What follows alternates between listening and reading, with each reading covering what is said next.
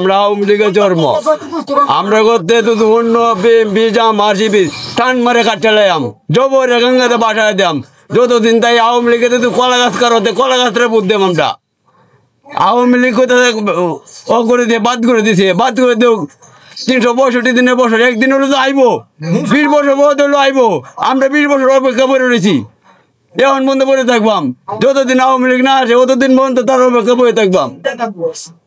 কোনো দলে যাইতাম না নির্বাচনে ভোট দিতাম না কেন্দ্র মানে যাইতাম না আমরা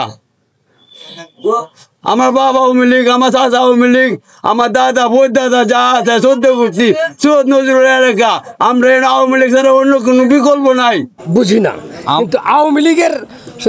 শাস্তি হওয়া উচিত নির্বাচন থেকে তারা যদি বঞ্চিত থাকে 1-2 বছর তাইলে তারার কি ভিতরে কিছু মগজে কিছু আসবে যে আমাদের অপরাধের জন্য আমাদের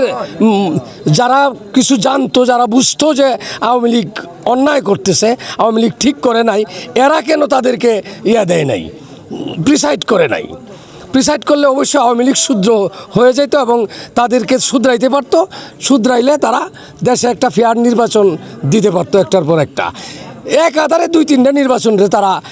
ফাইজলামি করছে এত বড় ফাইজলামি এত বড় প্রতারণা মানুষের সাথে মানুষ করতে পারে আমরা দেশ স্বাধীন হয়েছি যারা রক্তের বিনিময়ে দেশ স্বাধীন করছে আমরা দেশের মধ্যে যেন ইসলামের জন্য কোনো বিপরীত কোনো কাজ না করে যে এমন একটা দল ক্ষমতা আসুক যে দলে যেন ইসলামের পক্ষে থাকে মানুষের দুঃখে সুখে সবসময় যেন পাশে থাকে গ্রামের অনেক অসহায় মানুষ তারা দিনে আনে দিনে খায় তাদের দেখা যায় অনেক সময় চাঁদাবাজি করে অনেক কিছুই করে এইগুলোর দ্বারা গরিবরা অনেক কষ্টে ভোগ করে সেই জন্য আমরা চাই যে এই দেশের মধ্যে এক ফেসিবাদ দূর হয়েছে যেই ফেসিবাদীর কারণে আমরা কথা বলতে পারছি না ইসলামের কথা বলা গেছে না মানুষের স্বাধীনতা হরণ করছিল আমরা চাই যে সামনে যেন এমন যেন আর না হয় যেন আমাদের দেশ যেন সুন্দরভাবে চলে এমন একটা দল যেন আমরা ইসলামিক হুকুমত কায়েম হোক এই কোরআনের আইন যেটা সাহাবায়ে কেরাম করে গেছেন খেলাফত যদি বাস্তবায়ন হয় তাহলে আমাদের যে ন্যায্য দাবিগুলো এগুলো আমরা আদায় করতে পারবো সেই জন্য আমি চাই যে আমাদের বাংলাদেশের মধ্যে সকল মানুষের যে দাবি দাবা যেগুলো আমরা যে সবাই যেন এক প্ল্যাটফর্মে আমরা বাংলাদেশের মানুষ 95 ভাগ মুসলমানের দেশ মাদ্রাসা মসজিদের দেশ ওলামাদের দেশ আল্লাহর ওলি 360 জন আল্লাহর ওলি আছে বাংলাদেশের মধ্যে আমরা যেন চাই আমাদের এই মুসলমান দেশের মধ্যে যেন কোনো হিন্দুত্ববাদী বা নাস্তিক্যবাদী বা কোনো পশ্চিমাদের কোনো কালচার যেন আমাদের বাংলাদেশের মধ্যে না হয় আমরা বিএনপির ভোটার বিএনপির ভোট দেয়া এই পর্যন্ত আমরা বক্তব্য বিএনপিকে কেন চাই মানে আরও তো দল আছে বিএনপির আগে থেকে আমরা বিএনপি করি আমার কথাটা আমি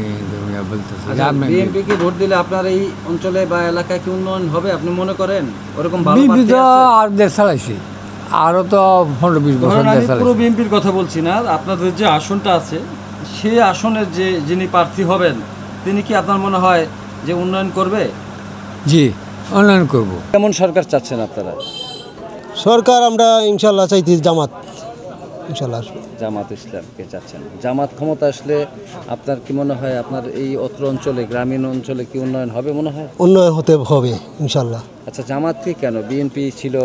ছিল এত দেশের মধ্যে রাহাজানি চিন্তায় রাহাজানি সব চলতাদের কারণে আমরা বিএনপিতে ছিলাম কিন্তু এখন বিএনপিতে আমরা মন এমনি নষ্ট হয়ে গেছে ওরা যেবারে মানুষকে অত্যাচার করতেছে ওদের নামে অনেক কিছু ওদের দেখতেছি গ্রামের রাজনীতি তো মনে করেন একটাই দল তো দুইটাই একটা হলো আওয়ামী লীগ একটা বিএনপি আওয়ামী লীগ গেছে গা শক্তিশালী হলে আওয়ামী লীগে বুড়ার হিসাবে বললে এই বিএনপি আচ্ছা আর আওয়ামী লীগের তো অস্তিত্ব নাই